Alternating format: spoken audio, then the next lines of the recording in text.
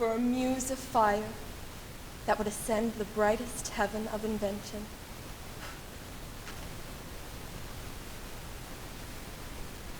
A kingdom for a stage, princes to act, and monarchs to behold this swelling scene. Then should the warlike Harry, like himself, assume the port of Mars, and at his heels, leashed in like hounds, should famine, sword, and fire crouch for employment. But pardon, gentles all, the flat, unraised spirits that have dared on this unworthy scaffold to bring forth so great an object. Can this cockpit hold the vasty fields of France? Or may we cram within this wooden owl the very casks that did affright the air at Agincourt? And let us, ciphers to this great account, on your imaginary forces work. For 'tis your thoughts that now must deck our kings, carry them here and there, jumping o'er times, turning the accomplishment of many years into an hourglass. For the which supply, admit me, chorus to this history, who prologue like your humble patience pray, gently to hear, kindly to judge our play.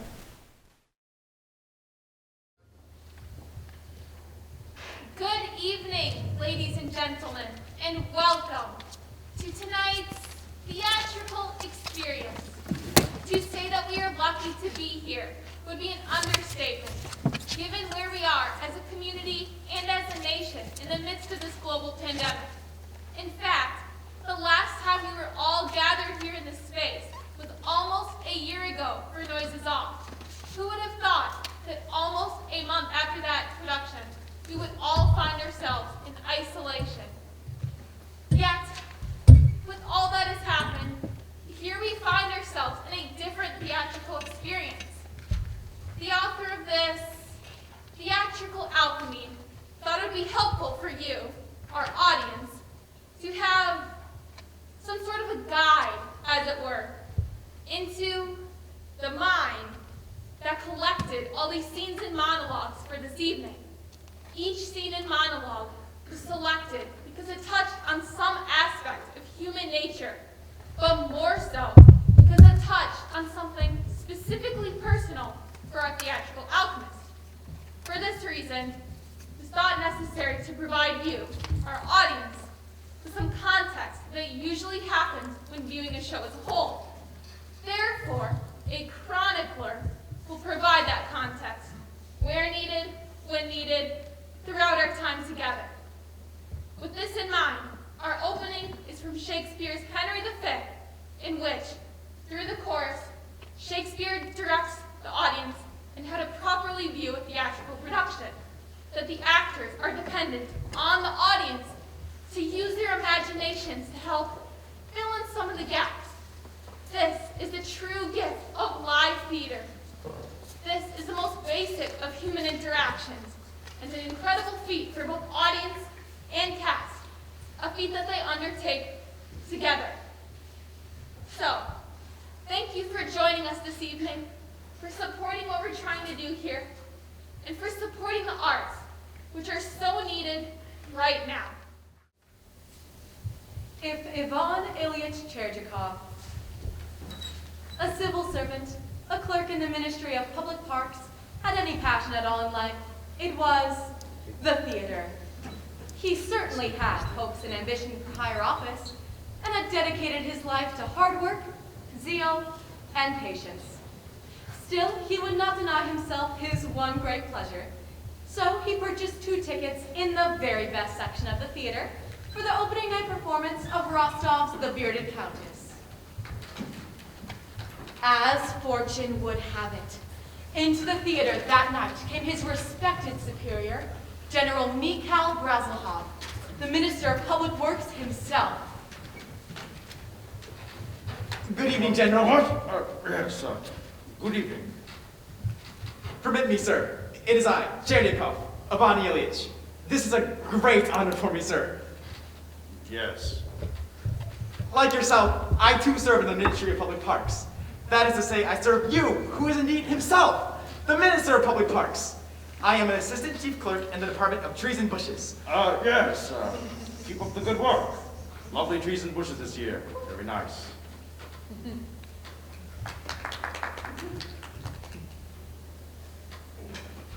Excuse me?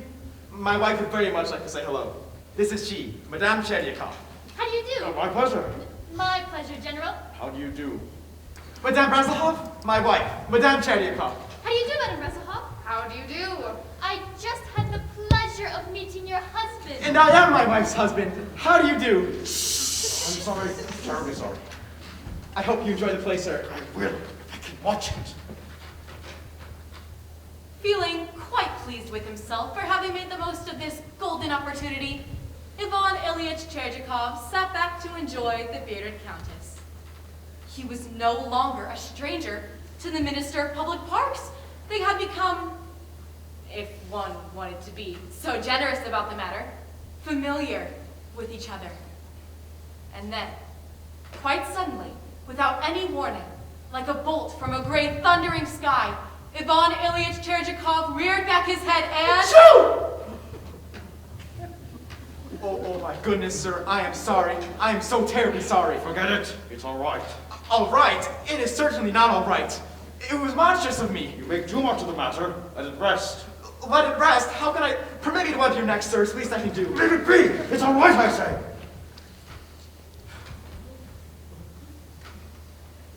The thing is, Your Excellency, it came completely without warning.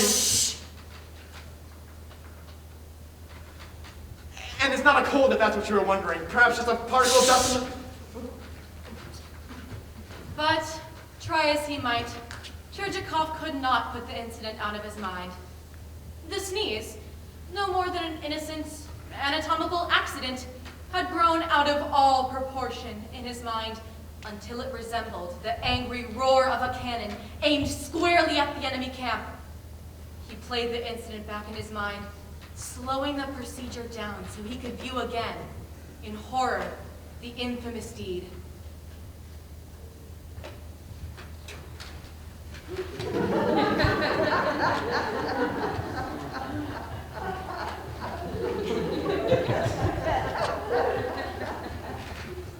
Charming. Charming. Yes, charming. Charming. Simply charming. Wasn't it charming, my dear? I found it utterly charming. I was completely charmed by it. Excuse me, sir. Someone tapping. Who's that tapping? I'm the tapper, sir. Stand back, dear. It's the sneezer. Oh no, I'm all sneezed out for the night. I was just worried about you going into the night air with a damp head. Oh, that was a trifle. A mere faux pas. Forget it, young man.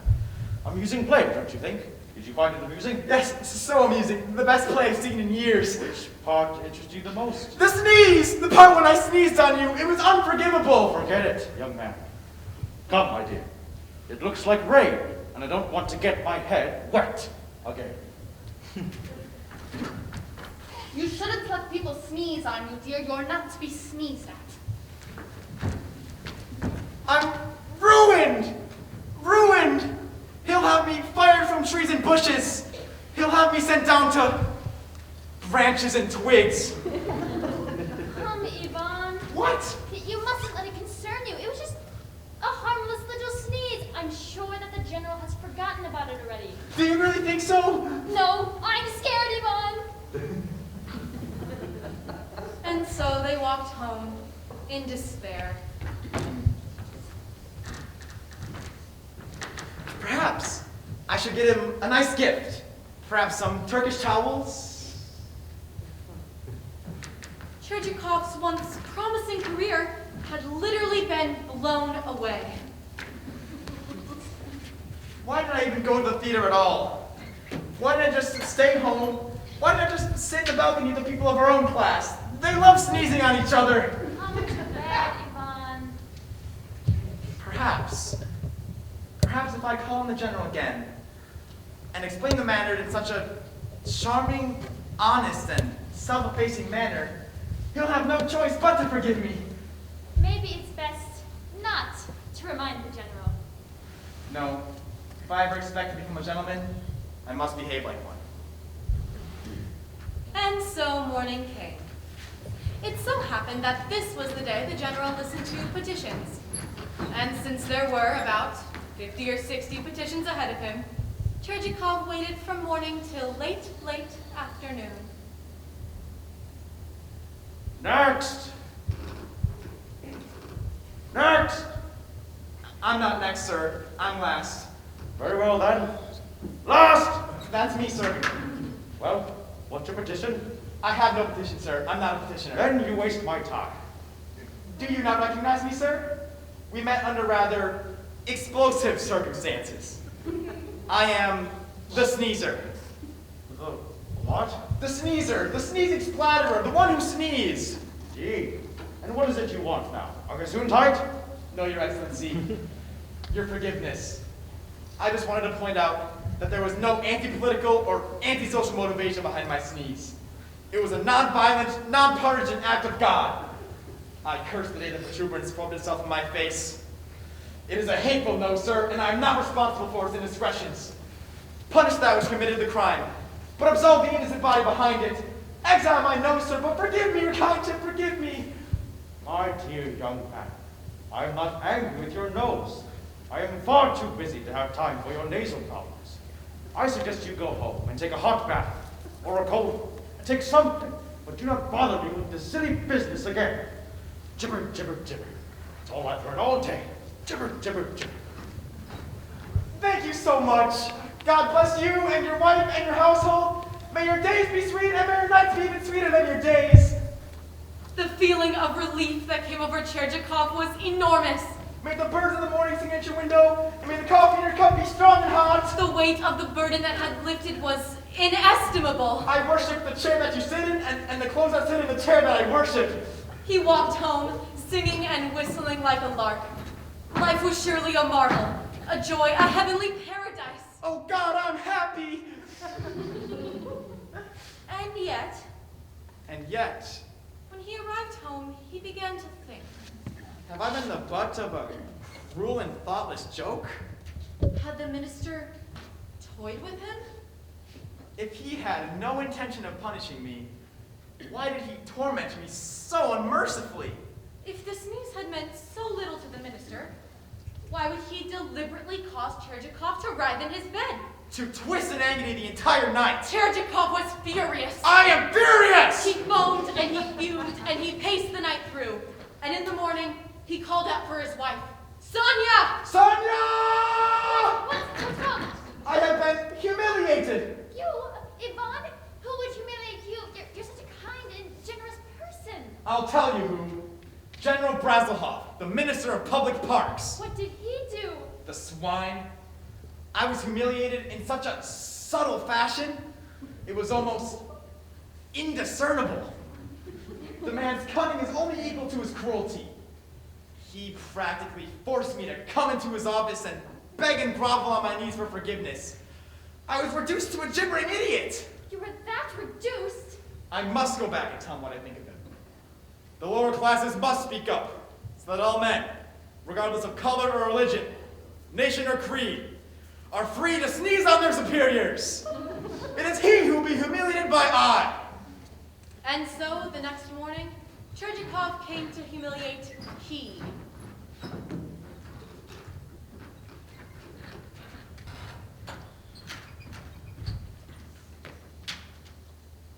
Last! Well, Well, if you say, look at my face. Do you not recognize me?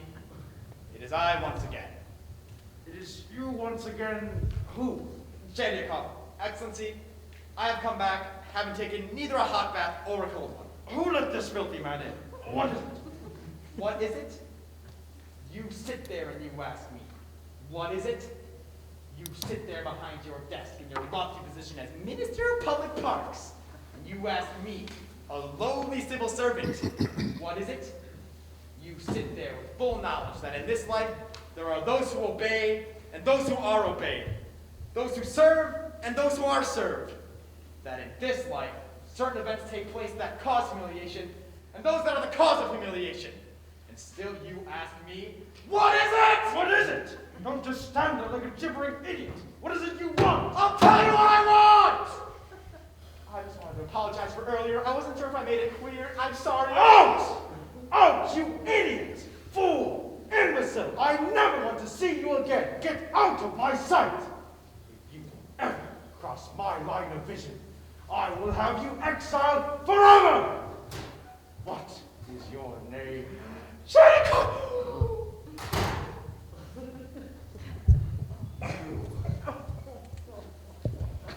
Germ spreader! You maggot! You... No. You are lower than an insect. You are the second cousin of a cockroach! The son-in-law of a bed bug! You are the nephew of a ringworm! You are nothing. Nothing, do you hear me? Nothing!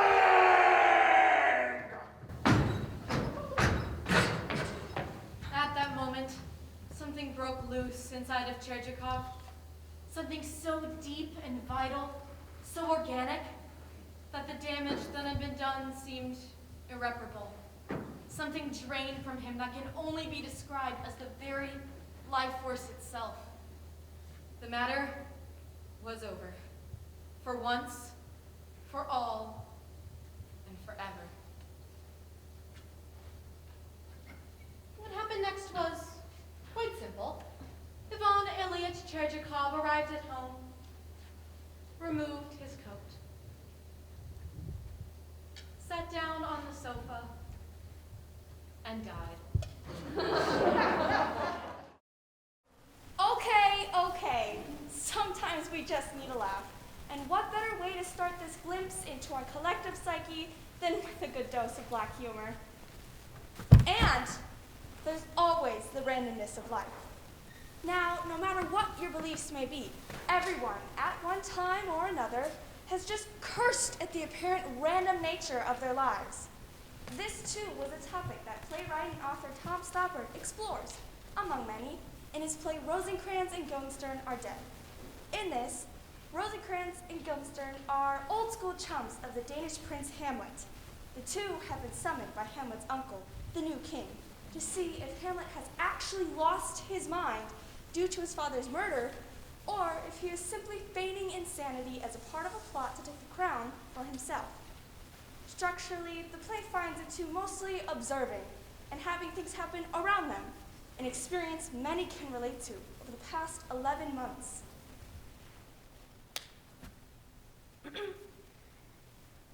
Heads.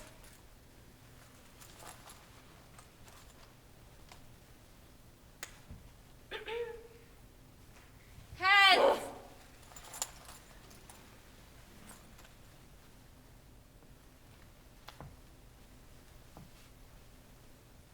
Heads. There is an art to the building up of suspense.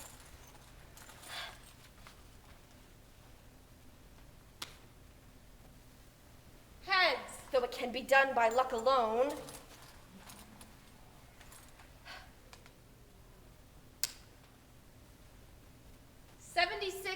Love. A weaker person might be moved to re-examine their faith, if nothing else but the law of probability.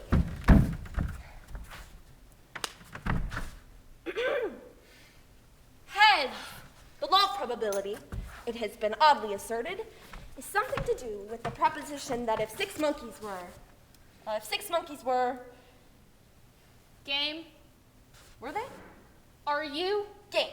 The law of averages, if I've got this right, is something to do with the proposition that if six monkeys were thrown in the air for long enough, they would land on their tails as often as they land on their heads, which even at first glance does not strike one as a particularly rewarding speculation in either sense. Even without the monkeys. I mean, you wouldn't bet on it. I mean, I would, but you wouldn't. Would you? Heads. Getting a bit of a bore, isn't it? A bore? Well, What about the suspense? what suspense? It must be the law of diminishing returns.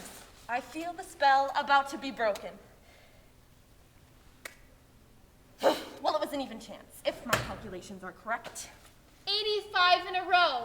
Beaten the record. Don't be absurd. Easily. Is that it then? Is that all? What? A new record. Is that as far as you're prepared to go? Well, No questions. Not even a pause. spin them yourself. Not a flicker of doubt. Well, I won, didn't I? And if you'd lost, if they'd come down against you 85 times in a row, just like that. 85 times in a row. Tails. Yes, what would you think? Well, I'd have a good look at the coins for a start. I'm relieved. At least we can count on self-interest as a predictable factor. I suppose it's the last to go. Your capacity for trust has made me wonder if perhaps you belong. Touch! We've been spinning coins together since. This is not the first time we've spun coins. Oh, no. We've been spinning coins for as long as I can remember. How long is that? Well, I don't know. Mind you, 85 times. Yes? Well, it'll take some beating, I imagine. Is that what you imagine? Is that it? No fear? Fear? Fear! I'm afraid. So it's am I. I'm afraid this just isn't your day. I'm afraid it is. It must be indicative of something besides the redistribution of wealth. List of possible explanations. 1, I'm willing it. Inside, where nothing shows, I'm the essence of a woman spinning double-headed coins in the private atonement of an unremembered past. 2, time has stopped dead, and the single experience of a single coin being spun once has been repeated 90 times. On the whole, doubtful. 3, divine intervention. That is to say, a good turn from above concerning him. CF, children of Israel. Or retribution from above concerning me. CF, Lot's wife. 4, the spectacular vindication of the principle that each coin, being spun once, is likely to come down heads as tails, and therefore should cause no surprise each individual time it does. And a syllogism. 1, she has never known anything like it. 2, she has never known anything to write home about. 3, there is nothing to write home about. Home. What's the first thing you remember? I don't know. What's the first thing that comes to my head, you mean? No, the first thing you remember. No. It's no good. It was a long time ago. You don't get my meaning. What's the first thing after all the things you've forgotten? I've already forgotten the question. Are you happy? What? Content? At ease? I suppose so.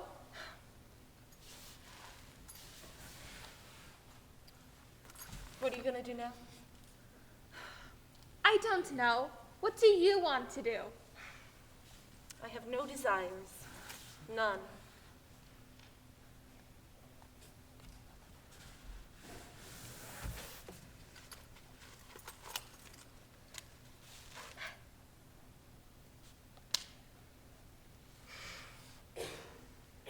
Heads! Have you ever thought about what theater is? The Greeks are credited with inventing it. Getting up from where you live, going to another place, sitting there and watching other people pretend to be other people? For thousands of years, the theater has been used to critically examine the society in which we live. Our next scene is based off a short story by humorist and cartoonist James Thurber. The cautionary tale is as relevant now as it was when Thurber wrote it close to 70 years ago. Sad how humanity makes the same mistakes again and again.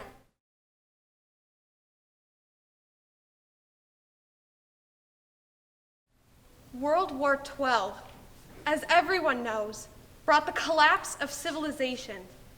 Towns, cities, villages, all disappeared from the earth. All the groves and forests were destroyed, and all the works of art. Men, women, and children became lower than the lower animals. Discouraged and disillusioned, dogs deserted their fallen masters. Emboldened by the pitiful conditions of the former lords of the earth, animals descended upon them. books, paintings, and music all disappeared from the earth, and human beings just sat around doing nothing. Years and years went by. Even the few generals who were left soon forgot that the last war had decided. Boys and girls grew up to stare at each other blankly, for love had left the world. One day, a girl who had never seen a flower chanced to come upon the last one in the world. She told all the other human beings that the last flower was dying. The only one who paid any attention was a young man she found wandering about. Together, the young man And the girl nourished the flower, and it began to live again. One day, a bee visited the flower, and then a hummingbird. Before long, there were 2 flowers, and then 4, and then a great many. The groves and forests flourished again. The girl started to take an interest in how she looked. The young man discovered that by touching the girl, he felt pleasure, for love was reborn into the world. Their children grew up strong and healthy and learned to run and laugh. The young man discovered that by taking one stone and placing it upon another, that he had created shelter. Pretty soon, everyone was building shelters. Towns, cities, and villages all sprang up. Song came back into the world, and troubadours and jugglers, and tailors and cobblers, and painters and poets and sculptors and wheelwrights, and soldiers and lieutenants and captains and generals and major generals and liberators. Some people went one place to live, while some another. Before long, those who had gone to live in the valleys wished that they had gone to live in the hills. And those who had gone to live in the hills wished that they had gone to live in the valleys. The liberators, under the guidance of God, set fire to the discontent. Presently, the world was at war. Again. This time, the destruction was so complete that nothing at all was left in the world except One man. one woman and one flower.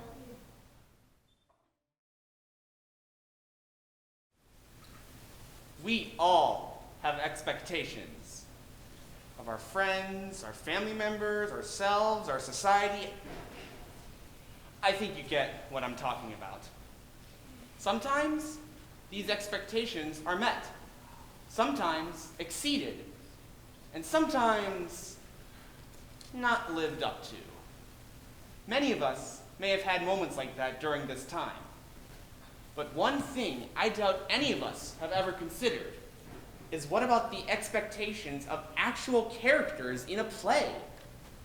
What if, somehow, there was a way, or a play where this occurred? Well, ask and ye shall receive.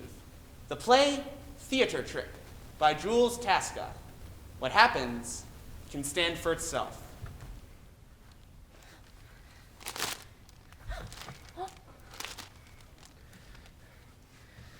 Did you know that we are destroying the ozone layer and allowing dangerous rays of ultraviolet light into the atmosphere?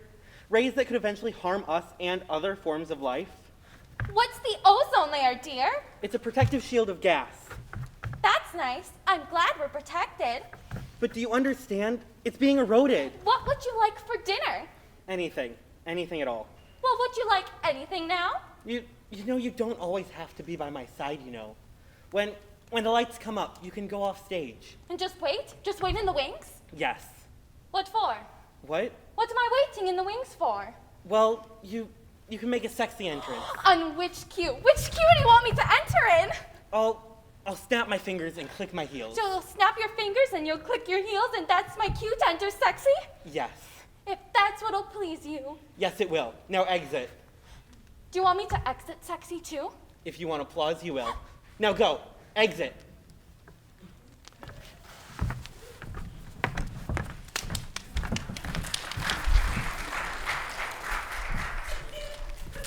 Jeez. Do you believe this? Do you see what she is? She's an embarrassment. Would you want to take her anywhere? Do you see what you've sent me? Why am I complaining? Good God. Of course she's good to me. Of course she's an excellent cook. Of course she does what I tell her. Yes, her body's like molten lava when it hits mine, but what do you mean, why am I complaining? Do you seriously not know? How can she be every man's dream? She's stupid, she's uninformed, and she's vacuous. Yes, I mean that. The audience doesn't know. They just see her flitting her body around. The women, they're envious. And the men, they just sit there making this moaning noise to themselves. Like that. Look, since the last scene, a year has passed. A year I've had to try to convey thoughts, ideas to a woman who, what do you mean spit it out? You wrote me into this pseudo play with a woman whose only interest is me. Make me spit it out? You made her want nothing but to make me happy, and I can't stand another minute of it. I asked her to read something, Crime and Punishment, and she fell asleep. I try to talk current events with her, and she makes me waffles and ice cream.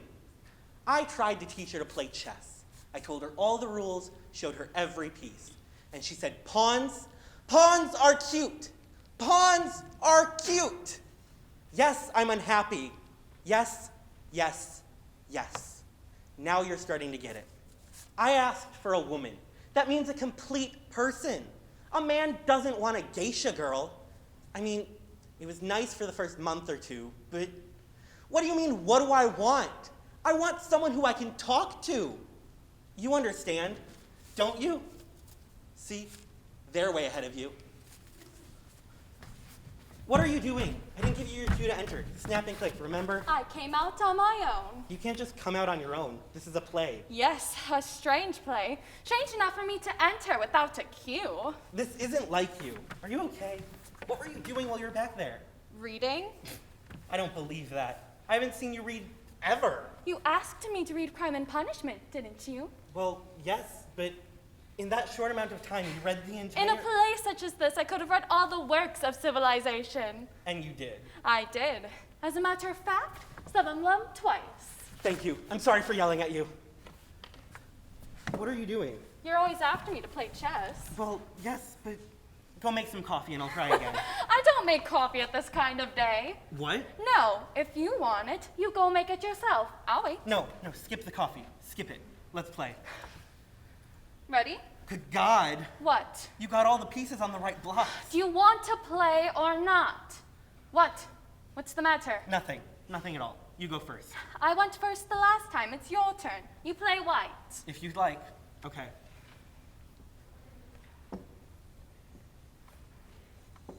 So, you actually read Crime and Punishment? I said I did. I know. I even wrote a few critical studies on Dostoevsky. I did.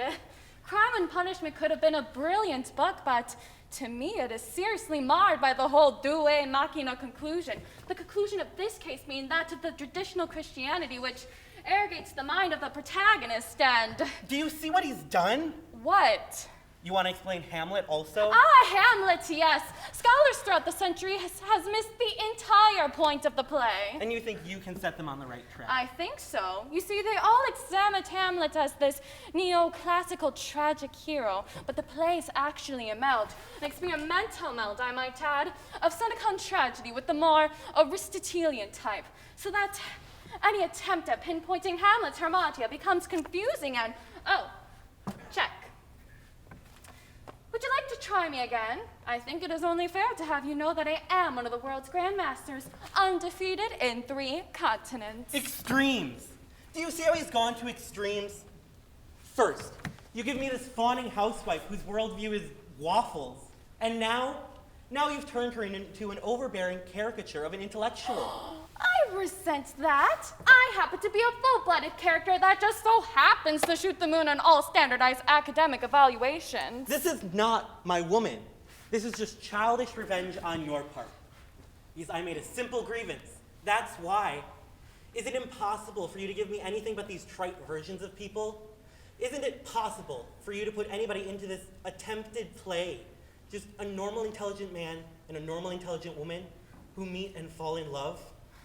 Critical works on Dostoevsky? Jesus, no wonder you're stressed. Look, just a man and a woman who meet, fall in love, and genuinely like each other enough to be together forever. Can you hear me? Do you think he knows what to do? If he doesn't, I don't know what will become of us. Undefeated grandmaster on 3 continents. I'll crush every one of those damn pieces, including the cute pawns. He does know what to do. How do you know? I feel different. How so? He's giving you what you want. I'm intelligent, but not extreme, and I think I love you. Me? Really? You don't just want to cook for me? No, it's deeper now. Oh, What? I don't know. I want to touch you. It's not as rapacious as before. I want to caress you. You're my woman. And you're my man. You know what I want to do right now? What? I want to take you to dinner. What? You haven't taken me out since our honeymoon. Candlelight and dinner. Yes. I'm ready. What is it? What's he saying? I think we'll be happy now. Yes, just give us some time. We'd like to be alone. Yes, we would. We've missed so much. This play has finally come alive. Let's go. I'm right with you. What? I thought I heard him snicker. Oh, it's probably just some cynic in the audience.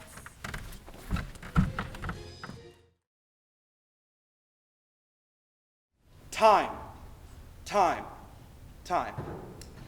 It's an interesting and uniquely human concept. With the need to regulate, control, and know, we have created the concept of time. What do we do with the time we find ourselves having? Is it in abundance, or do we struggle to get enough of it? In his masterpiece, Waiting for Godot, Samuel Beckett uses the framework of 2 characters, Gogo and Didi, who seem to be waiting. Waiting for what, you ask? For Godot? Well, I doubt it's that simple. For death? It is one of the few constants. Maybe the random nature of life to become clear?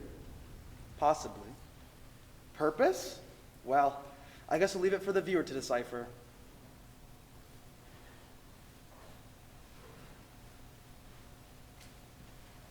What do we do now?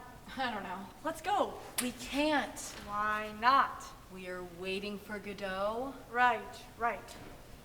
How they've changed. Who? Those 2. That's the idea. Let's make a little conversation. Haven't they? What? Changed. Very likely. They all change. Only we can't. Likely. It's certain. Didn't you see them? I suppose I did. But I don't know them. Yes, you do know them. No, I don't know them. We know them, I tell you. You forget everything. Unless they're not the same. Why didn't they recognize us then? That means nothing. I too pretend not to recognize them, and nobody ever recognizes us. Forget it. What we need now is... Ow! Ow! Unless they're not the same. Dee Dee, it's the other foot! Unless they're not the same. Hello? Off we go again. Approach, child. Miss? Yes. What do you want? Approach. Approach when you are told, child. Well, what is it? Mr. Godot. Obviously. Closer, child. Will you approach? What kept you so late? You have a message from Mr. Godot? Yes. Well, what is it? What kept you so late? Let her alone. You let me alone. Do you know what time it is? It's not my fault, miss. Then whose is it? Mine? I was afraid. Afraid of what? Us? Answer me! I know what it is. She was afraid of the others. How long have you been here? Quite a while, actually. You were afraid of the whip? Yes, miss. The roars? Yes, miss. Are you a native to these parts? Do you belong to these parts? Yes, miss. It's all a pack of lies! Tell us the truth! Will you let her alone? What is the matter with you? What is the matter with you? I'm unhappy. Really? Since when? I've forgotten. Extraordinary the tricks that memory plays. Well, Mr. Godot, I've seen you before, haven't I? I don't know, miss. You don't know me. No, miss. It wasn't you that came yesterday? No, miss. This is your first time? Yes, miss. Words, speak! Mr. Godot told me to tell you that he won't come tonight, but surely tomorrow. Is that all? Yes, miss. You work for Mr. Godot? Yes, miss. Well, what do you do? I mind the goats, miss. Is he good to you? Yes, miss. He doesn't beat you, does he? No, miss. Not me. Then whom does he beat? My brother, miss. You have a brother. Yes, miss. Well, what does he do? He helps mind the sheep, miss. Why doesn't he beat you? I don't know, miss. Well, he must be fond of you. I don't know, miss. Well, does he give you enough to eat? Does he feed you? Yes, miss. And you're not unhappy? Did you hear me? Yes, miss. Well, I don't know, miss. you don't know if you're unhappy or not. No, You're as bad as myself. Well, where do you sleep? in the loft, miss. Oh, with your brother. Yes, miss. In the hay. Yes, miss. All right, you may go. And what am I to tell Mr. Godot, miss? Tell him that you saw us. You did see us, didn't you? Yes, miss. At last. What are you doing? Pale for weariness What? of climbing to heaven and gazing on the likes of us. Your shoes. What are you doing with your shoes? I'm leaving them there. Another will come, just like me, as me, with smaller feet, and they'll make them happy. You can't go barefoot. Jesus did. Jesus? What does Christ have to do with it? Surely you're not going to compare yourself to Christ. All my life, I've compared myself to him. Where he lived, it was warm. It was dry. Well, we have nothing left to do here. Or anywhere else. Oh, Gogo, don't go on like that. Tomorrow everything will be better. How do you say that? Did you not hear what the girl said? No. She said Godot is sure to come tomorrow. What do you have to say to that? Then all we have to do is wait here. Are you mad? We must take cover. Come on. Pity we haven't got a bit of rope. Come on, I'm cold. Remind me to bring a bit of rope tomorrow. Okay, come on. How long have we been together all this time now? I don't know, 20 years maybe? Remember that time I threw myself into the river? When we were grape harvesting. You fished me out. That's all in the past. My clothes dried in the sun. It's no good looking back on that now. Come on. Wait! I'm cold! Wait! I sometimes wonder if we wouldn't have been better off all alone. Each one for themselves. Perhaps we weren't made for the same road. It's not certain. No, nothing is certain. We can still part if you think it would be better. It's not worth it now. No, it's not worth it now. Well, shall we go? Yes, let's go.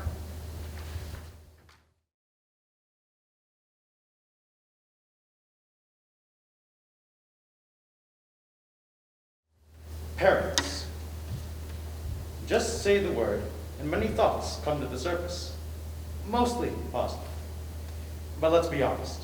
With zero training, much of parenting is just a crapshoot, with parents relying on the lessons they have learned from their parents, their love for their child, and the hand of the fates to raise them.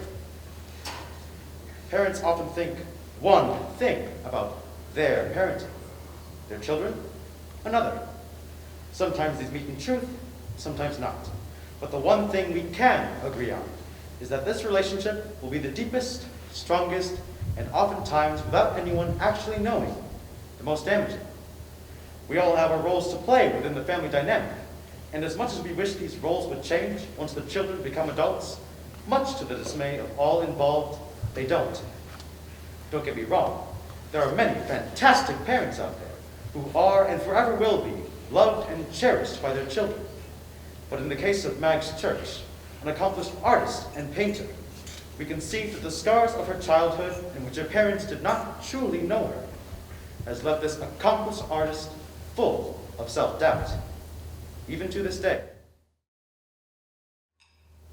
That's why I've always wanted to paint you, to see if I'm up to it. It's quite a risk. Remember what I went through as a child with my great masterpiece? Well, it was a masterpiece to me. I didn't paint it, it was something I made. It was that winter you sent me away from the dinner table. I was about 9 years old. I was banished for 6 months because I played with my food. I squirted it through my front teeth. I couldn't swallow anything. My throat just closed up. I don't know, I must have been afraid of choking or something. I guess I was afraid of making a mess. And I don't know, you were awfully strict with table manners. I guess I was always afraid of losing control. I mean, what if I choked and spit up over everything?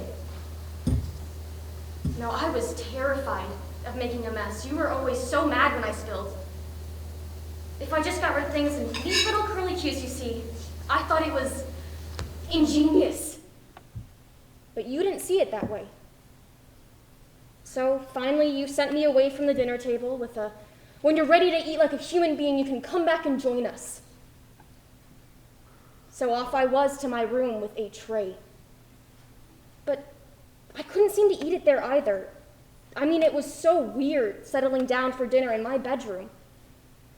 So I just flushed everything down the toilet and listened to the clinkety-clink, clatter-clatter, slurp-slurp.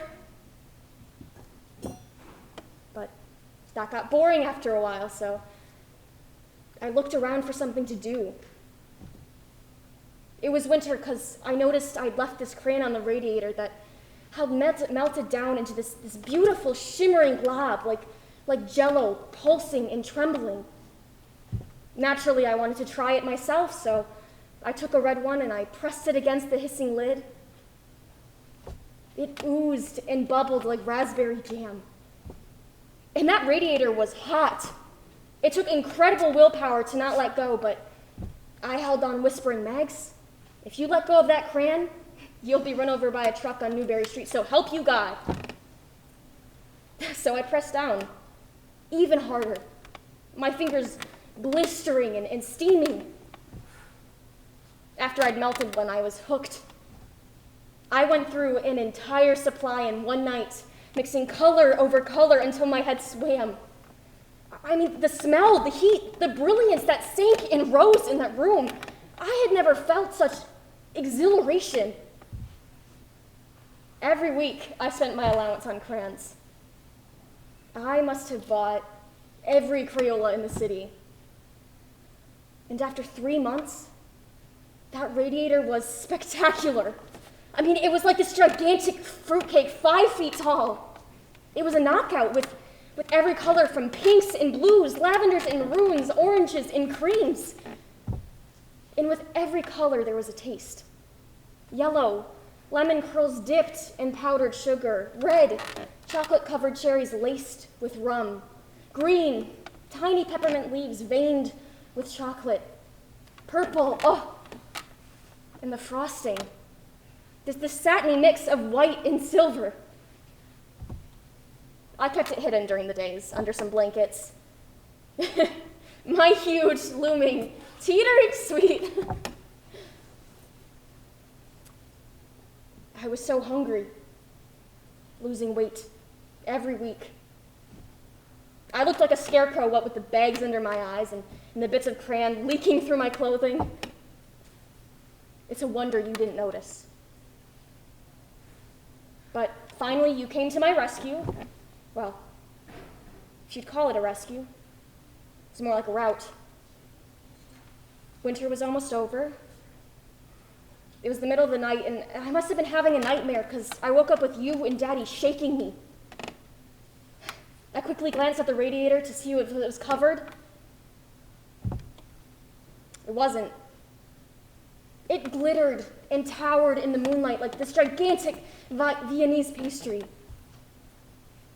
You followed my gaze and saw it, walked forward, touched it, jumped back, Oh, it's food! It's all the food she's been spitting out. Oh, Gardner, it's this rotten pile of garbage. Dad exited, left the premises as usual. He fainted, he keeled over on the floor. And my heart stopped. I knew it was over for my beautiful creation. Sure enough, out came the blowtorch. Well, it couldn't have really been a blowtorch. Where would you have gotten a blowtorch? I just have this very clear image of you standing over my bed with your hair streaming down your face and you aiming this flamethrower at my confection, my tart, my strudel. It must be destroyed immediately. Look at it. It's practically crawling across the floor with vermin. Of course, in a sense, you were right. It was a monument of my cast-off dinners, but it wasn't food. I found my own materials. I was languishing with hunger for weeks, but oh dear Mom, I found my own materials. I begged you not to. But you wouldn't listen. Out shot the flame. I just remember these waves of wax rolling across the floor and Dad coming to, wondering what the hell on earth was going on. Well, what do you know about my abilities? I have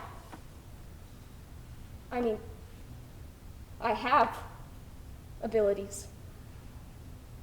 I have strong abilities. I have very strong abilities. They're very...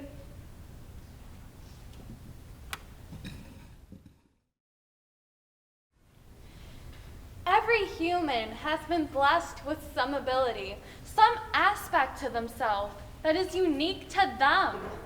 But what is interesting is when we ourselves don't recognize it, or better yet, have another idea for our gift than the rest of the world. In this short story, Harold Swerg, humorist Jules Pfeiffer presents us with an interesting take on just what competition can truly be.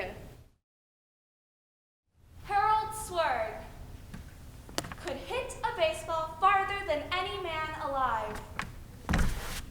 Harold Swerg could kick a football farther than any man alive. Harold Swerg could run the mile faster than any man alive. Harold Swerg could do anything, only he wouldn't. Baseball and football magnates came to Harold Swerg and they said, Sign with us. You'll have money. Status. Glory. Girls. track and field magnates came to Harold Swerg and they said, Sign with us. You'll have free transportation. Lots of banquets. A team jacket with your name on it. Girls. and to all of them, Harold Swerg replied, No, he just wanted to make his living as a filing clerk.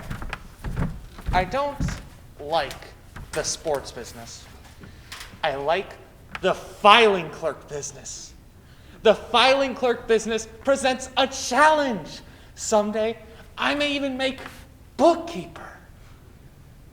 So the baseball magnates and the football magnates and the track and field magnates all got together and issued a press release. Swerg won't play the game! The people read the press release and they said, Obviously, any man who does not play the game is against the game. And if he's against the game, he's against fair play. And if he's against fair play, he is against our way of life. Boo! and to all of which Harold Swerg replied, Leave me alone. and that was where matters seemed to settle. The new Olympic Games were announced, and Russia was to have the greatest team ever. It had someone who could hit a baseball farther than anybody. It had someone who could kick a football farther than anybody. It even had someone who could run the mile faster than anyone. Wait till we tell the State Department. The State Department called a conference. Harold Swerg must play. So they sent a representative. No. Who replied with a message. He says no! So they checked his loyalty file. He never belonged to anything. Anything? Anything. And that seemed to be the answer. Harold Swerg was just not interested in belonging. The Secretary of State went to see him. But you have got to belong. Everyone belongs to something. Not me. It is the rule of a democracy that the majority decides. The majority has decided they want you to play in the Olympics. Are you trying to crumble our foundations? I'm just trying to be left alone. Harold Swerg, a foundation crumbler! Boo! Congress threatened to draft Harold Swerg into the Olympics. Finally, there came an appeal from the President of the United States.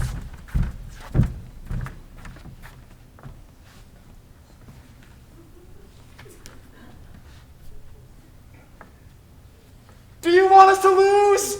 Oh, so that's what's bothering everybody. But what's wrong with losing? Gasp! After all, it's just a game. Everyone was thrown into confusion! Losing is just the other side of winning. Somebody has to do it. Don't listen, don't listen.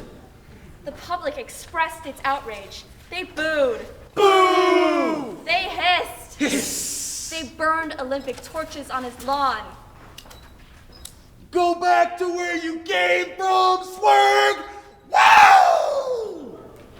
And just when things were at their hottest, Swerg stepped away from his filing cabinet and said, All right, I'll play. Swerg will play! the country was electrified. We'll electrify! Swerg electrifies! Both political parties claimed credit. We love our Harold. We love our Harold. The first event was to see who could hit a baseball the farthest. The Russian people's farthest hero, Smechikov, went first.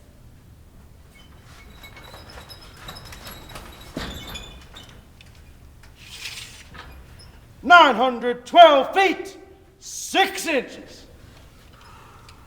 Harold Swerg went next.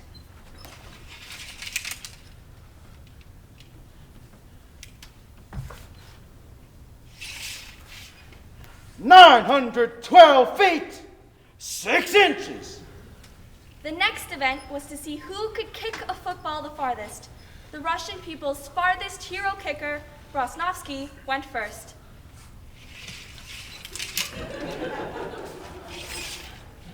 $310 yards, 4 feet, 1 inch. Harold Swerg went next.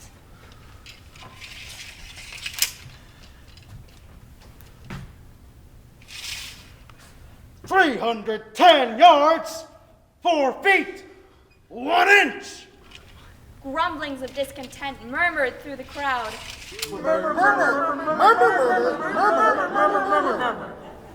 The last event was the mile.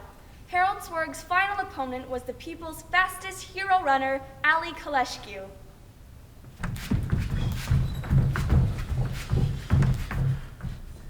It was a tie. Harold Swerg was called before the judges.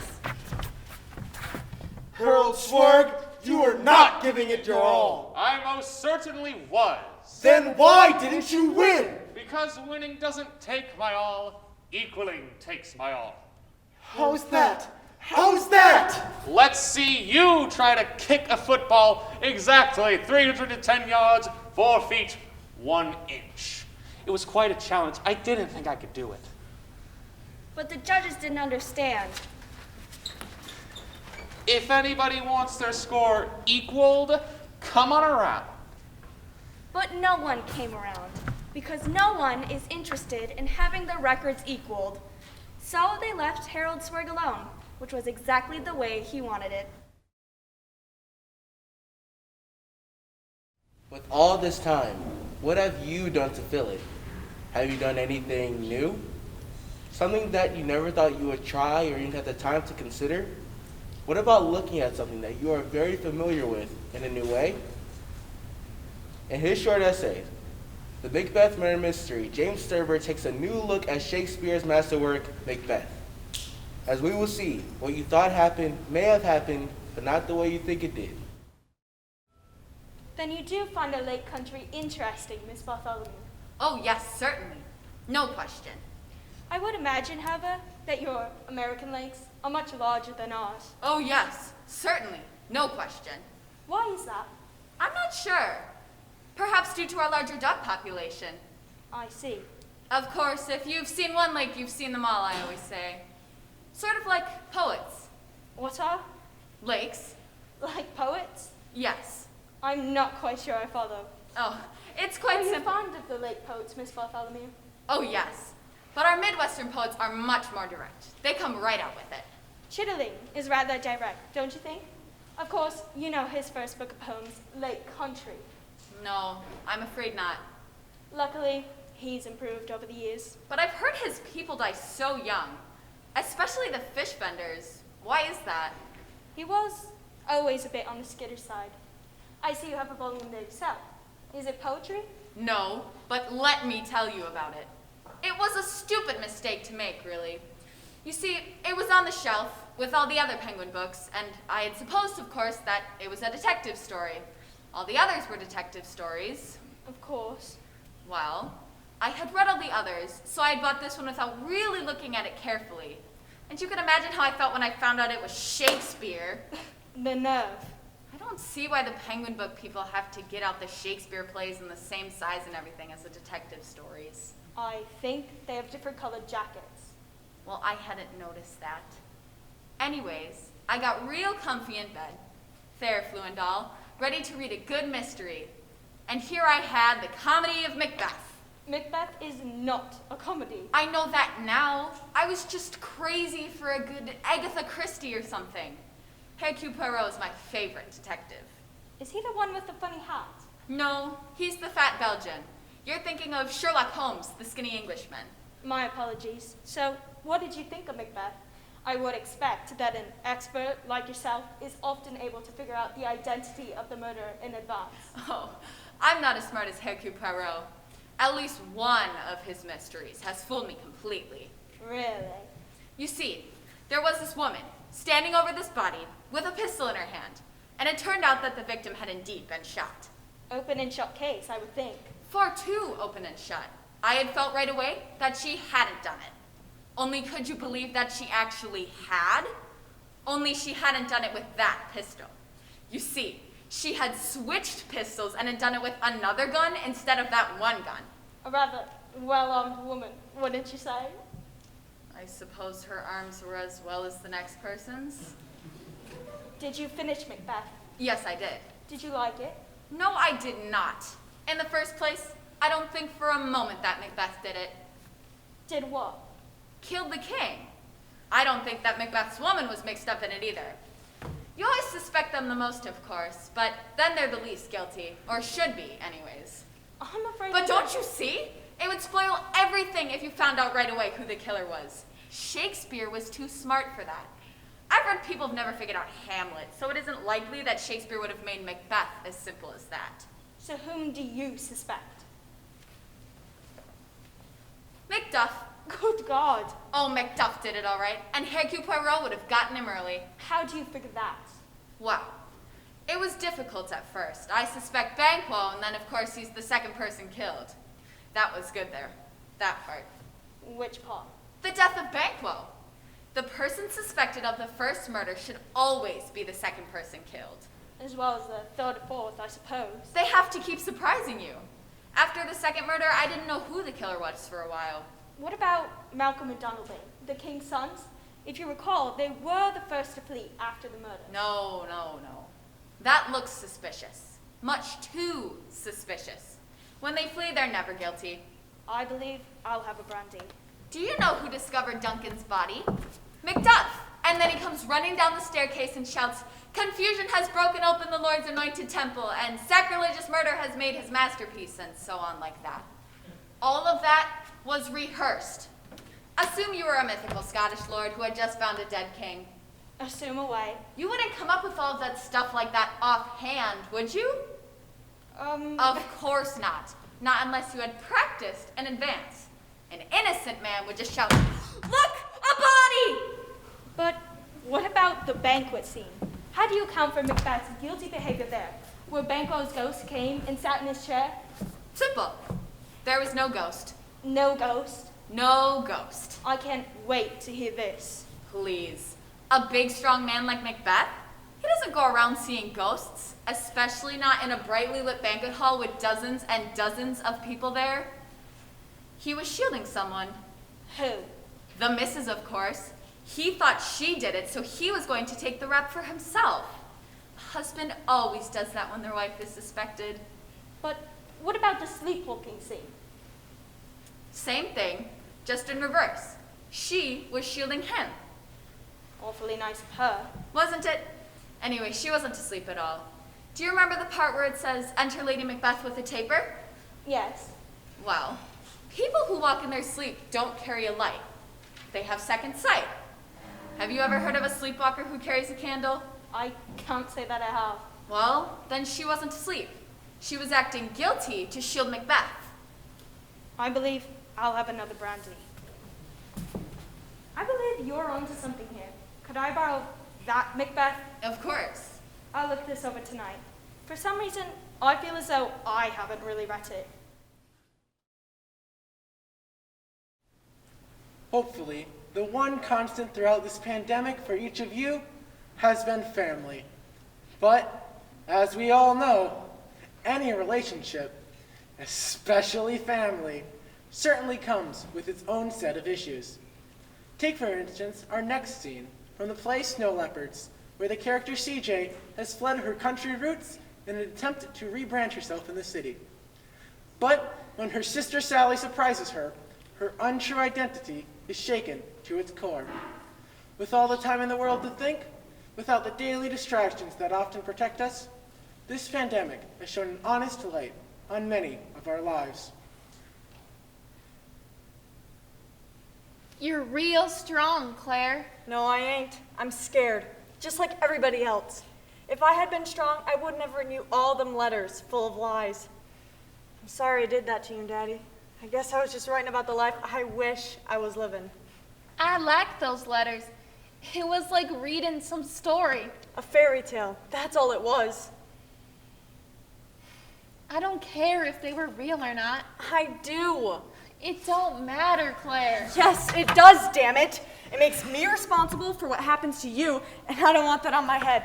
I feel guilty, and I don't like it. If I hadn't written them, then maybe you wouldn't be here right now. Maybe. Why'd you have to come here anyway? Why couldn't you go someplace else, like Nashville? What am I gonna do in Nashville? Hon, I don't know what you're gonna do here.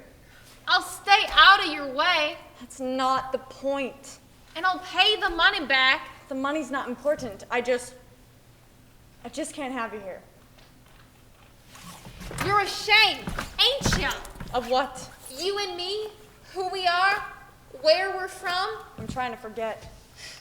Like it or not, you'll always be a hillbilly. No, I won't. I can be anything I want to be. So you change your hair, learn to talk differently, maybe even get rich. But that still don't change nothing. Yes, it does. I got me a good job, and I got friends here, and they ain't know nothing. Just what I tell them, what I want them to know about me. Till I showed up.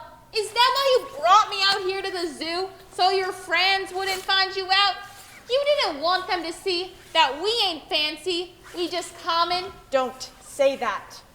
Nothing but hillbilly trash. I ain't trash. Don't you ever call me trash. I'm somebody.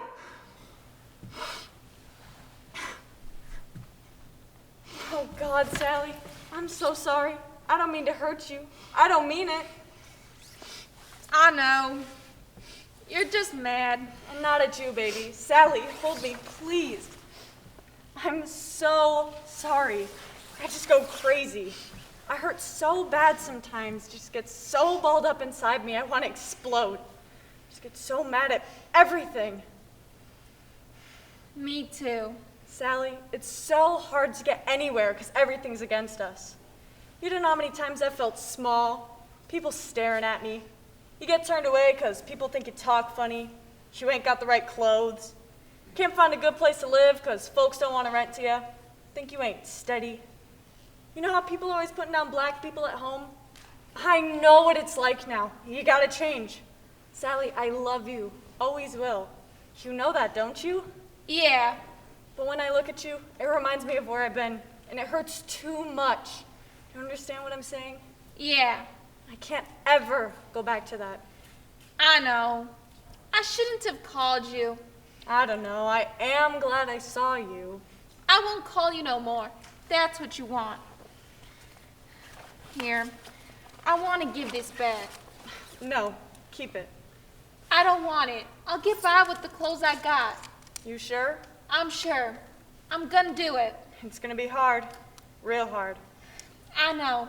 I want to do it on my own. I can't take that. Even I had $20 in my pocket when I first started.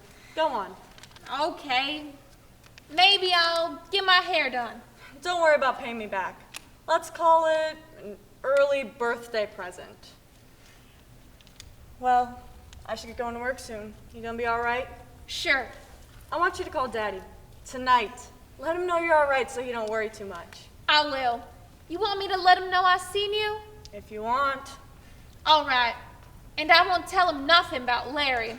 Thanks. What he don't know won't hurt him. That's what I always figured. Well, thanks for the 20. Sure. Well, guess this is goodbye. Guess so.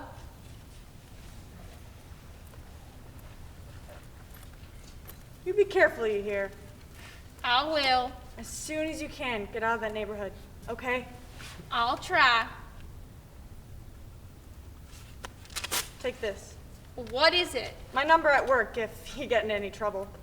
I'll be careful. Call me if there's an emergency or something. Okay. I do love you.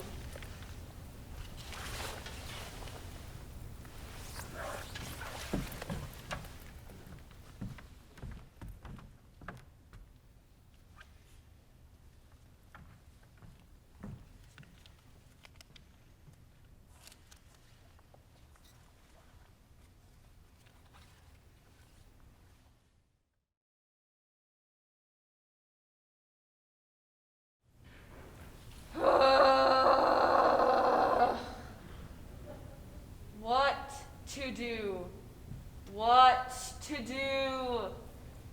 So much time. So little opportunity. We've all been there in the past 11 or so months. Some of us are still there. But an amazing thing has happened for so many of us. We've found new outlets, new passions to fill our time and to feed our artistic souls. Sometimes in the simplest of places. For our next scene, we return back to Stoppard's wonderful Rosencrantz and Guildenstern are dead. Except now, we find them, as many of us have found ourselves, waiting. Waiting and wondering what to do to fill the time.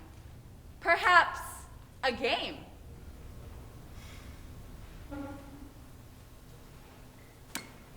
Shouldn't we be doing something constructive?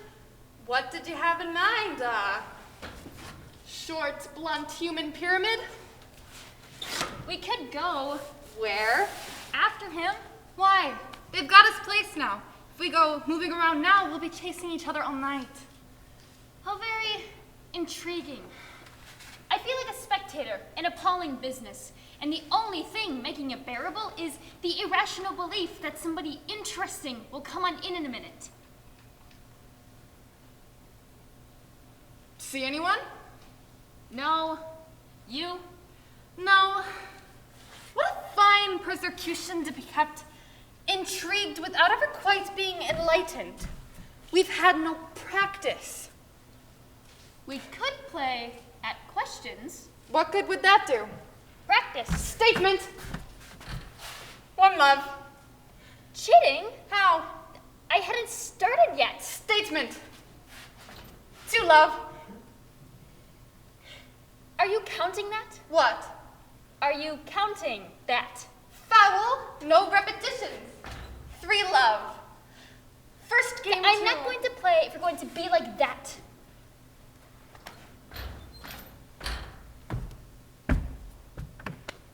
Who's serve? Foul. No grunts.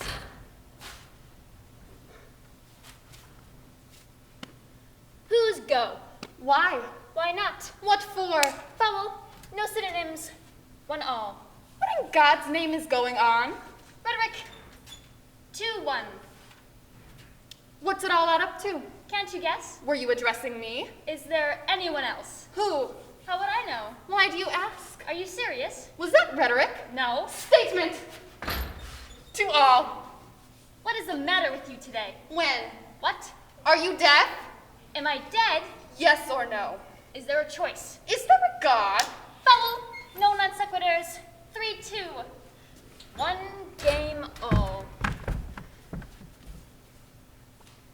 What's your name? What's yours? I asked you first. Statement. One love. What's your name when you're at home? What's yours? When I'm at home? Is it different at home? What home? Haven't you got one? Why do you ask? What are you driving at? What's your name? Repetition. To love. Match point to me. Who do you think you are? Rhetoric. Game and match. When is it going to end? That's the question. It's all questions. Do you think it matters? Doesn't it matter to you? Why should it matter? What does it matter why? Doesn't it matter why it matters? What's the matter with you? Oh, it doesn't matter. What's the game? What are the rules? There. How was that? Clever. Natural. Instinctive. Got it in your head? I take my hat off to you. Shake.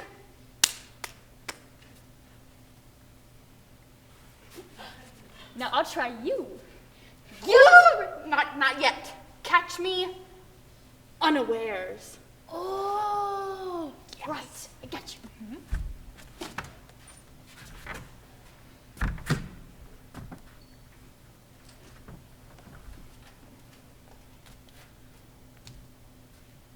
Ready?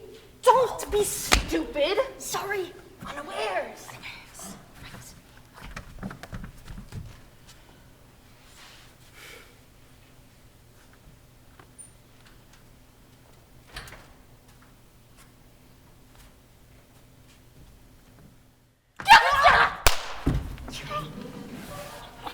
Now that was good! One positive that we might individually pull from this experience of the past 11 months would be the individual family stories that one could tell. Hopefully humorous, that would help each individual come to grips with this shared experience. For this, we return back to the humorist James Thurber for a loving look at his own family and what happened that night, the night the bed fell on father. I suppose the high point of my youth in Columbus, Ohio, was the night the bed fell on my father. It happened that my father decided to sleep in the attic one night, to be away where he could think. My mother opposed this notion strongly, because she said the old wooden bed up in the attic was unsafe. It was wobbly, and the heavy headboard could crash down on father's head and kill him. There was no changing his mind, however, and at 10:15, he closed the attic door behind him and went up the narrow, twisting stairs.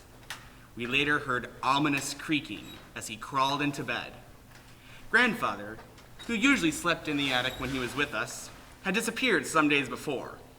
On these occasions, he was usually gone about 6 or 8 days, and returned growling and out of temper with the news that the Federal Union was run by a group of idiots, or that the Army of the Potomac didn't have any more chance of winning than a snowball in hell. You see, Grandpa thought it was 1863 and that we were still fighting the Civil War. Visiting at the time was a nervous first cousin named Bethesda Beale. She was okay, except for the fact that she believed she was likely to cease breathing while she was asleep. It was her feeling that if she wasn't awoken every hour of the night, she might die of suffocation. She was accustomed to setting an alarm clock to ring at intervals until morning, but James persuaded her to abandon this. She slept in James's room, and James told her he was such a light sleeper that if anyone quit breathing in the same room with him, he would wake instantly. She tested me the first night, which I suspected she would, by holding her breath once my regular breathing had convinced her that I was asleep. I was not, however, and called to her, thus waking her. This seemed to calm her fears a little, but she still took the precaution of putting smelling salts at a little table at the head of her bed. In case I didn't arouse her until she was almost gone, she said, she would sniff the smelling salts, which she thought was a powerful reviver. But Bethesda was not the only family member who had their peculiarities. Oh my, not the only one by far. Old Aunt Melissa Beale, who could whistle like a man with 2 fingers in her mouth, suffered under the premonition that she would die on South Street, for she had been born on South Street and married on South Street. And then there was old Aunt Sarah Schoaf, who never went to bed at night without a fear that a burglar might get in and blow chloroform under the door through a tube. To avert this calamity, because she was more afraid of being drugged than of losing her household goods, she piled up her money, silverware, and other valuables in a neat stack outside of her door with a note that read, "Please take it, this is all I have, and do not use your chloroform." But I am straying from the remarkable events that took place during the night the bed fell on Father. By midnight, we were all in bed. The layout of the rooms and the disposition of their occupants is important to an understanding of what later occurred. In the front room upstairs, just under Father's attic bedroom, were Mother and Sister Harriet, who, incidentally, sometimes sang in her sleep, usually Onward Christian Soldiers or the Marines' Anthem. Bethesda and I were in a room adjacent this one. James' brother Roy was in the room across the hall from theirs. The bull chair Rex up in the hall. My bed was an army cot. One of those affairs which we made wide enough to sleep on comfortably only by putting up, flat with the middle section, the 2 sides, which ordinarily hung down like the sides of a drop-leaf table. When these sides are up, it is perilous to roll too far towards the edge, for then the cot is likely to tip over, bringing the whole bed down on top of one with a tremendous banging crash. This is, in fact, precisely what happened at about 2 a.m. It was my mother who, in recalling the scene later, first referred to it as the night the bed fell on your father. Always a deep sleeper, slow to arouse, I had lied to Bethesda. I was at first unconscious of what was going on when the bed rolled me onto the floor and toppled over me. It left me warmly bundled up and unhurt, and the bed now rested above me like a canopy. Hence, I did not wake up, only reached the edge of consciousness and went back to sleep. The racket, however, instantly awakened Mother in the next room. She came to the immediate conclusion that her worst fear had been realized. The big wooden bed upstairs had fallen on Father! She therefore screamed, "Let's go to your poor father!" It was this shout, rather than the noise of James's cot falling, that awoken Harriet in the next room. They exchanged shout for perhaps 10 seconds. "Let's go to your poor father!" And "I'm all right!" that woke up Bethesda.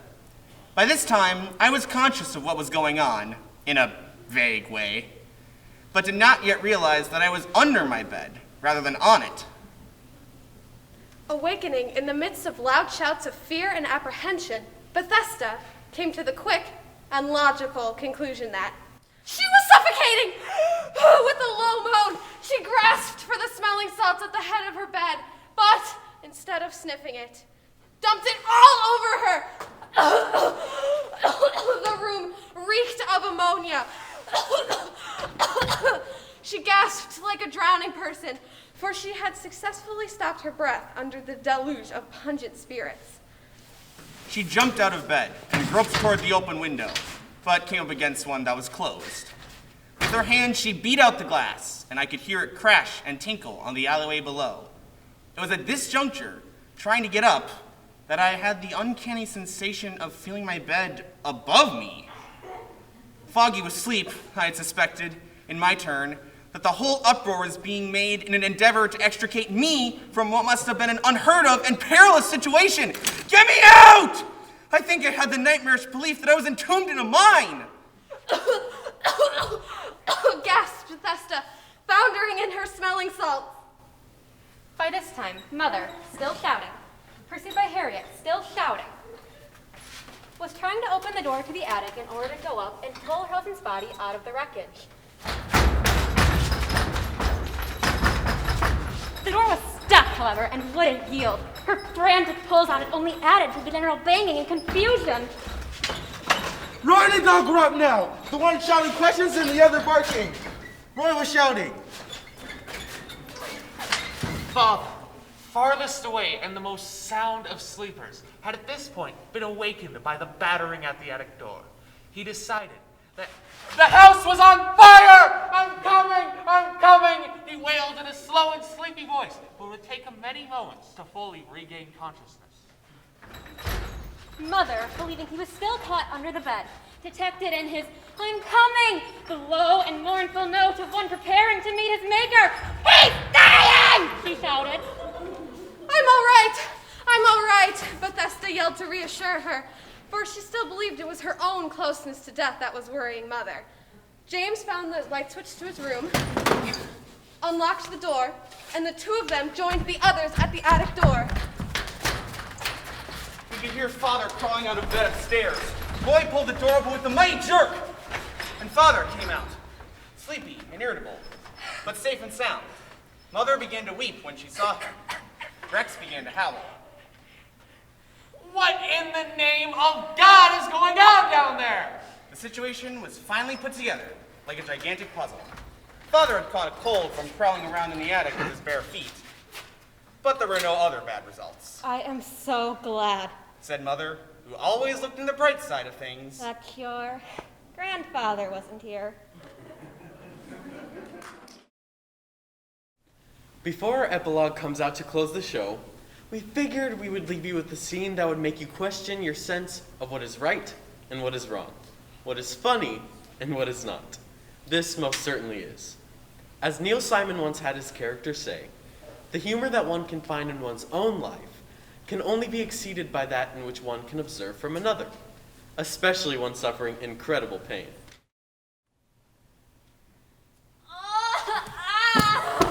Greetings, Mother Superior. What brings you here? The pain! It's unbearable. It's beyond unbearable. It's unendurable. Where exactly is the pain? Where isn't it? It's everywhere. It's not just the tooth. It's the entire side of my mouth. How long have you had this agony? 10 years. 10 years?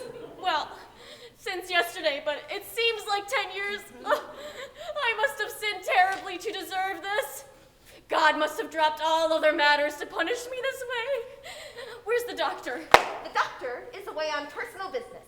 He's left the care of his patients in my young, capable hands. Are you a doctor?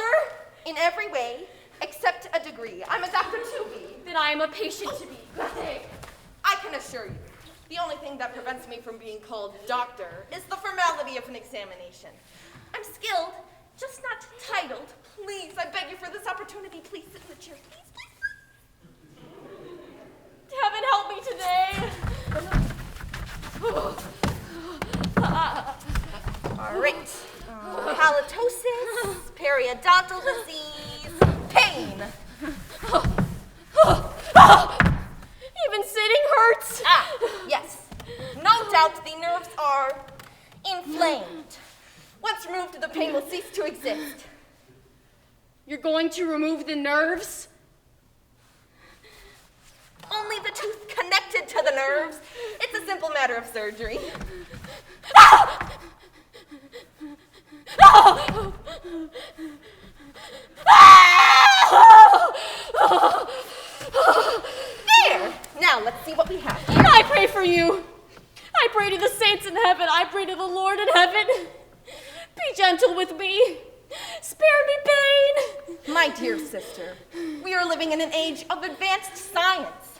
In skilled hands, there is no longer a need for pain. If it's gentleness you want, it's gentleness you will have. Now, are you ready? Good. Now, please open your mouth so I can examine you. Come now, open your mouth. My dear sister, inexperienced as I am, I know it's essential you must open your mouth. It's mandatory to all work concerning the mouth that you have to open it first. It'd be highly impractical for me to pull your tooth from the outside. Now open up. Not just the lips, the entire mouth. I don't want to brush your teeth, I want to examine them. Will you be gentle? Didn't I promise I would? As a child, I was promised many things I never got. There is no pain connected to this part. This part is merely an examination to find out what must be done where and how. Now open up. Oh, yuck. There it is. There's the nasty little fellow. You're an ugly one, aren't you? Stop talking to it. Don't make friends with it. Pull it out. Don't rush me. I'm evaluating. Yuck. Your tooth has a hole in it you could drive a horse and carriage through. What is it? I just threw up a little. It's even disgusting to look at. But if this is going to be my profession, I have to get used to these kinds of things. Now then, I'm going to try something. Be gentle. As if I were your own mother. My mother didn't like me very much. Gentler. I want to see how exposed the nerve is. All I'm going to do is gently blow on your tooth. That's all. All right? Here goes.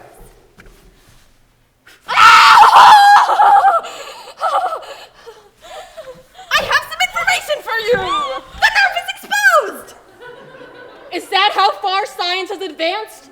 Blowing on teeth? It's still inconclusive. Much work must be done in this field. So much depends on the temperature of the doctor's breath, and here we are.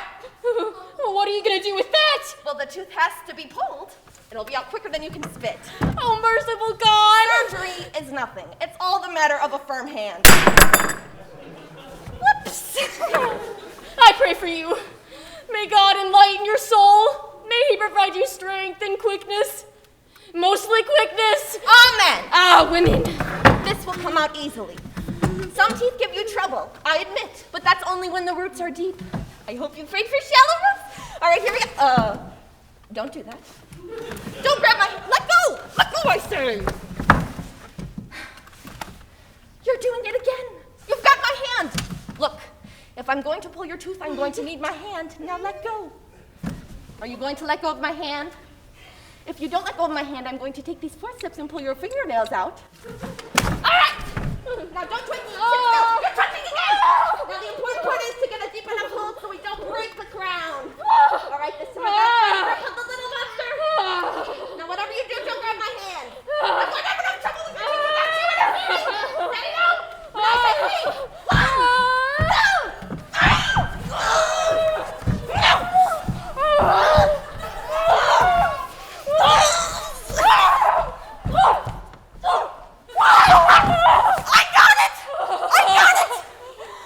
I pulled my first tooth.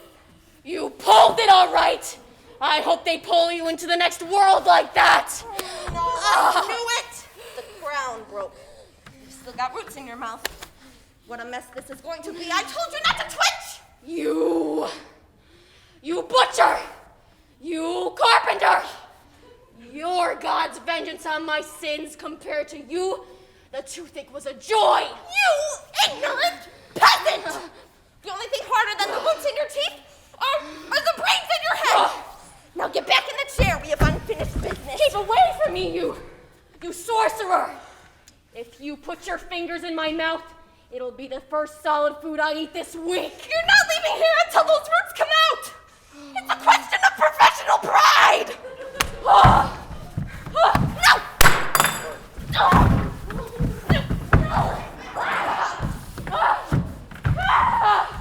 No! Put me down! No! Look! The pulpit! Ow! No! Put me down, you devil! Never! Don't do it!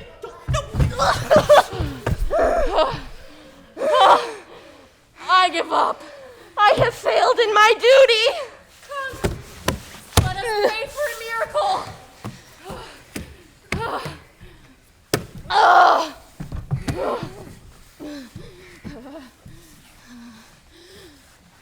Dear Lord in heaven, dear God above, I pray for this good doctor. I pray for this poor creature. Keep her hand steady. Keep her mouth open. Don't let her falter. Don't let her bite me. Hail Mary. Hail Mary. Hail Mary. Hail Mary. Hail Mary. And so, we find ourselves at the end of our journey. But before we turn you over to our epilogue, on behalf of our Mad Alchemists, our entire cast and crew, our heartfelt thanks for being here tonight. Live theater only exists because of, well, you, our audience. And when you think about all that we have been through, it is truly wonderful to be here and to share this with you tonight. And now, our epilogue. It is not the fashion to see the lady, the epilogue, but neither is it more unhandsome than to see the Lord, the prologue. If be true that good wine needs no bush, if be true that a good play needs no epilogue, yet to good wine they do use good bushes.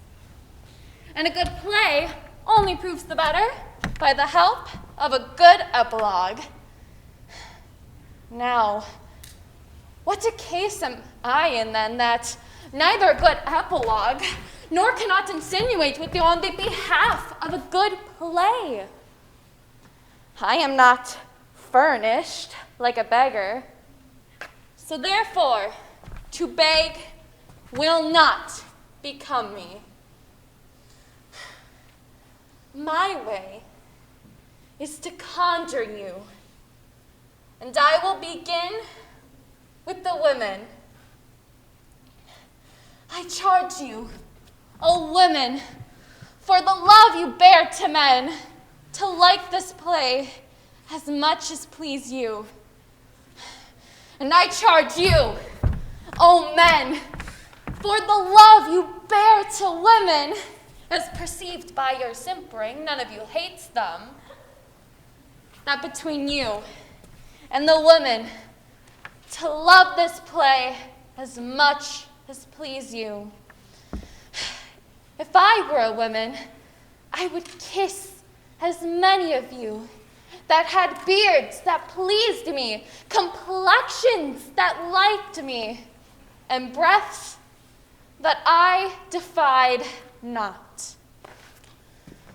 And I am sure that as many of you that do have good beards and good faces and sweet breaths will, for my kind offer, as I make a curtsy and bid me farewell,